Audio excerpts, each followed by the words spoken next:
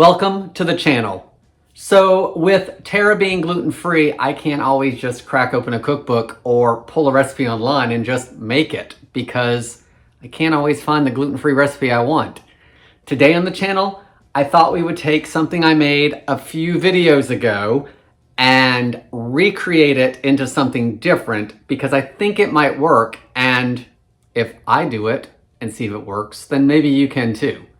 Today, we're gonna make spinach feta crescent rolls. I'm Jamie with Savorysaver. I share gluten-free recipes, tips, tricks, and resources to make your gluten-free lifestyle easier. So please consider hitting subscribe and let's get started. So a few months ago, I made gluten-free pigs in a blanket from a recipe I found online, and the recipe was really easy to work with and it came out really good.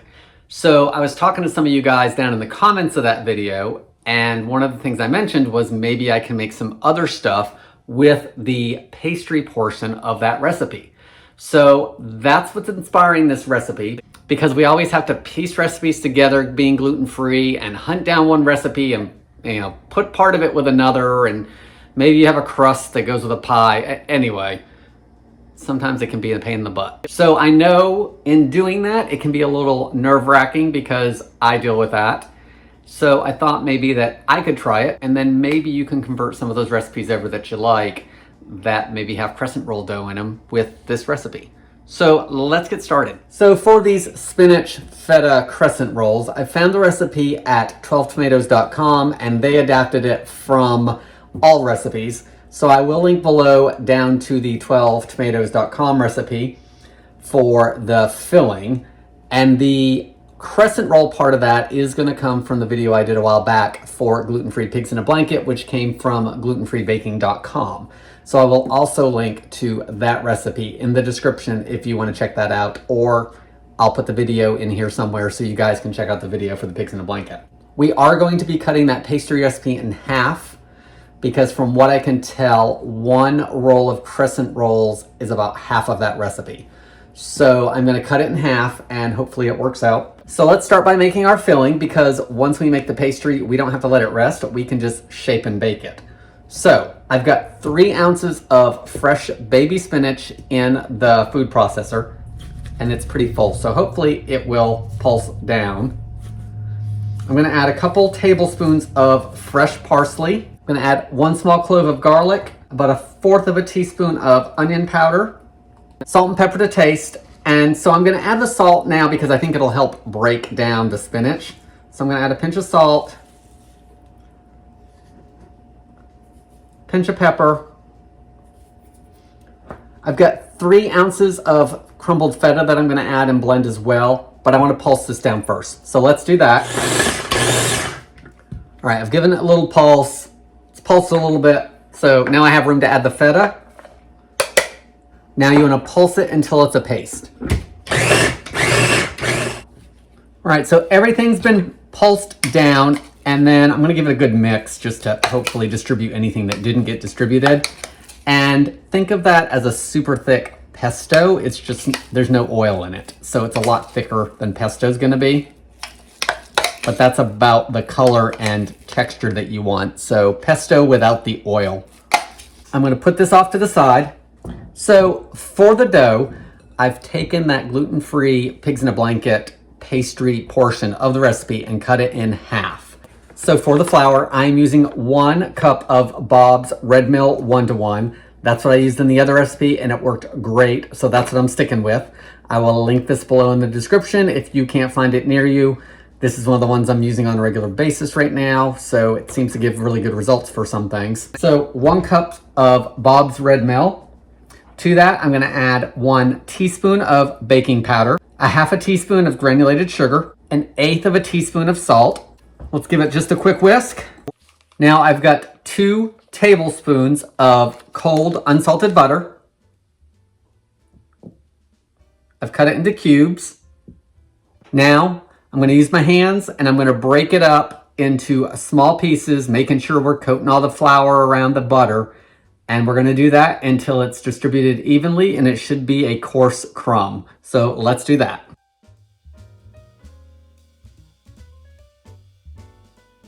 Now we need to add in our wet ingredients. So The milk amount is going to be half, of course. So I'm going to mix in 1/4 cup of milk. It does say you can use some additional if needed. I think last time I don't think I needed any extra. The other item that is the wet ingredient is 1 egg. I've got to make half an egg, so I've got a large egg in here, and a large egg is about 3 tablespoons. And when I measured it out, it was pretty much spot on. So I'm going to take 1.5 tablespoons of this. I'm also just going to put the rest of this to the side because I'm going to brush these with egg wash after, so I already have the rest of the egg I'm going to need for the egg wash.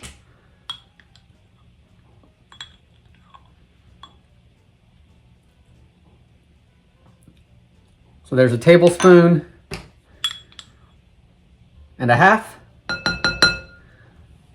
We'll put this off to the side.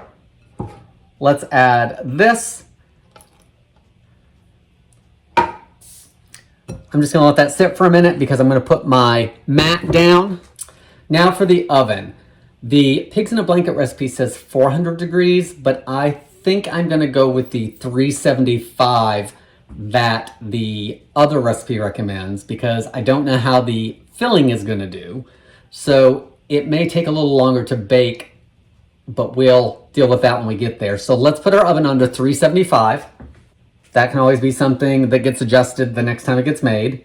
Now let's mix everything together. And I'm using my hands because a lot of times I'm finding that it's a whole lot easier to use my hands than it is to use some kind of mixing tool. And if we're already thinking we may need more milk, then obviously I'm gonna be able to feel that better with my hands. All right, there's a little more to come together, so I'm gonna keep kneading it because had I stirred that in, I would have thought it needed more milk, and it does not. Okay, let's roll out the crescent dough. I'm gonna try to get it to about 12 by 8, I think. I think that's the size of crescent dough if you popped open a tube of it. So let's see how that does.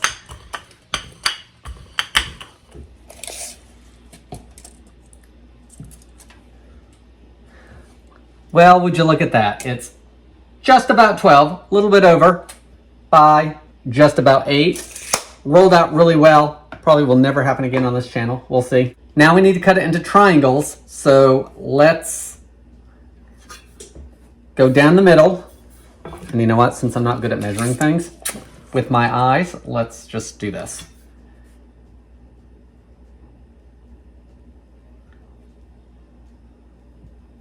And you want about 4 inches this way.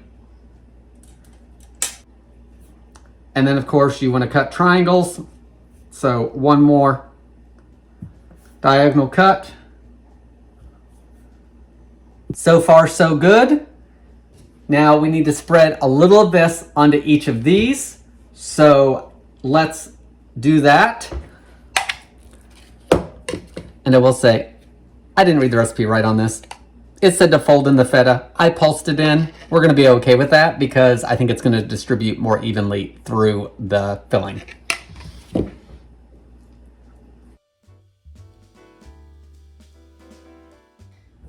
I am going to spread this out, I think.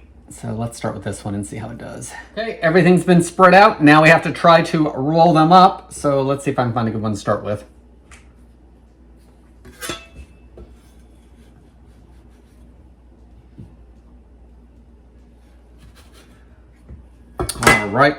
All right, I was able to shift it back a little bit so you guys can see better.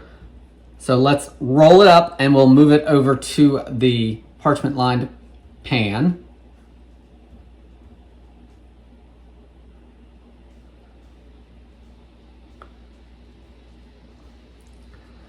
There we go, nice and rolled. Put your point on the bottom because that's gonna help weigh it down, so if it puffs, it shouldn't unwrap. Let's do the rest of them and get them egg washed. Look at those crescents. They came out great. I hope they bake off as well as they rolled up. Let's take the rest of that egg wash and get everything brushed.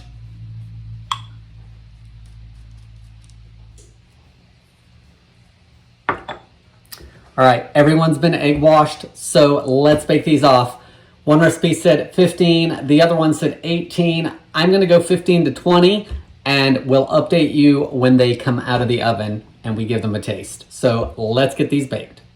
All right, guys, so I actually baked these for 20 minutes. They are lightly golden, and the filling has done really well by the looks of it. We do have some cracking, but you know what? We're not gonna worry about that this trip. We'll go over some ways that maybe you can fix that. So now let me get a couple photos and cool enough so I can try one, and we'll go over what I think. All right, guys, here are our spinach and feta crescents that we made. I'm showing you these first because you can see we had some cracking, but I'm not worried about that. Like, overall, the recipe worked. So if it tastes good, we can work on that. And I'll tell you my thoughts on that in just a moment. There's a closer look. I actually like that it was pasted up with the feta. I actually like that it was pasted up more, the feta and the spinach, and not folded in, because I feel that they might have baked a little better actually. So I'm gonna take this smaller one, see how it tastes. It's golden on the bottom, lightly golden on the top. Everything is baked, I can tell just by touching it. So we've got saltiness from the feta. I can taste the spinach. Little hint of garlic in there from that one clove. The pastry itself is cooked through nicely. I do feel I probably could have gone a little bit thicker. I had some extra filling that I didn't use. I probably could have gone a little thicker with the filling and still had good results. Overall, I think these came out pretty good. Okay, so let's go over the recipe. I thought it was good. I thought it was tasty. I thought what I did with that recipe worked out well. So I would take that and do it again and apply it somewhere else. So the dough itself mixed up nicely using Bob's Red Mill. If you have a one-to-one that you have really good results with, I would definitely try using that. That being said, if you guys have recipes that you want me to create using that crescent roll gluten-free version, drop it in the comments below so I can get some ideas on what you guys want.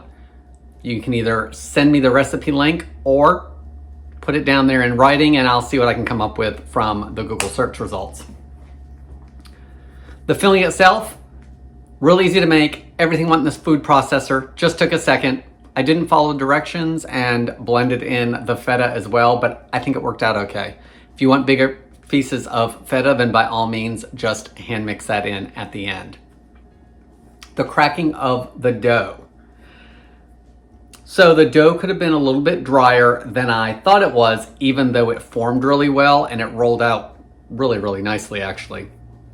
To fix that, I almost think I would have taken a little bit of the egg and added it to the dough and mixed it in a little more, as opposed to adding additional milk like the original recipe said.